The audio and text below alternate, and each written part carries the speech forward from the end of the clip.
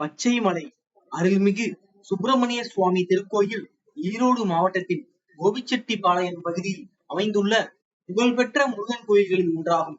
பச்சைமலை பவளமலை எங்கள் மலை நாடு என்ற வாசகத்திற்கு ஏற்ப இவ்விரு மலை முருகன் கோயில்களும் இப்பகுதி மக்களால் காலம் காலமாக கொண்டாடப்பட்டு வருகிறது.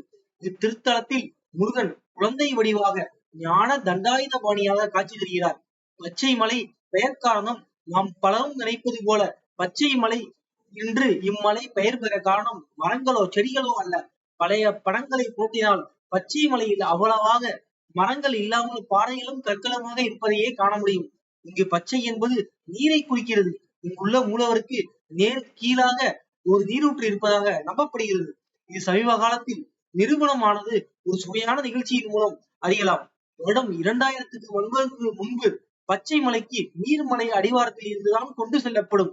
அப்பொழுது ஏற்பட்ட வறட்சியில் கிணறுகள் வற்றிவிட்டன. அப்பொழுது மலைக்கு மேலே ஆழ்குழாய் கிணறு அமைத்தல் பற்றிய திட்டம் உருவானது. மலை அடிவாரத்தில் தண்ணீர் இல்லாத சமயம் மலைக்கு மேலே தண்ணீர் இருக்க முடியாது என்பதால் மிகுந்த சந்தேகத்தோடுதான் ஆழ்குழாய் தோண்டப்பட்டது.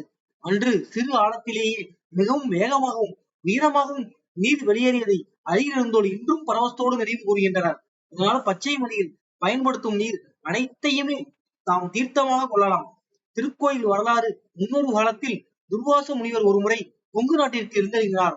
குன்னத்தூர் அருகே வந்து சிவபூஜை செய்ய சரியான இடத்தை தேடி முற்பட்டார். அப்போது கோபி அருகே அமைந்துள்ள மொடச்சூர் என்னும் ஊர் தான் சிவபூஜை செய்ய சரியான இடம் என்பதை ஞான திருஷ்டியால் உணர்ந்து அங்கு வந்து சிவபூஜை செய்ய முற்படுகிறார். அப்போது குறைதீர்க்கும் குமரக்கடவுளை காண எண்ணி அவரது மனம் பூஜையில் திளைக்க மறுக்கிறது. குறைதீர்க்கும் குகனை எண்ணி தவத்தால் அருகில் உள்ள பச்சை மலை என்னும் குன்றை அறிகிறார். அங்கு அவருக்கு பாலா தண்டாயுதபாணியாக முருகன் காட்சி அளிக்கிறார். அவரின் வேண்டுகோளை ஏற்று இறைவன் பச்சை மலையில் நிலையாக குடிகொண்டிருக்கிறார். துர்வாசர் முருகனை மேற்கு நோக்கி பிரதிஷ்டை செய்கிறார். தினந்தோறும் ஒரு யாத்திரை உங்களுக்காக. மறக்காம நம்ம சேனலை சப்ஸ்கிரைப் பண்ணீங்க. நன்றி, வணக்கம்.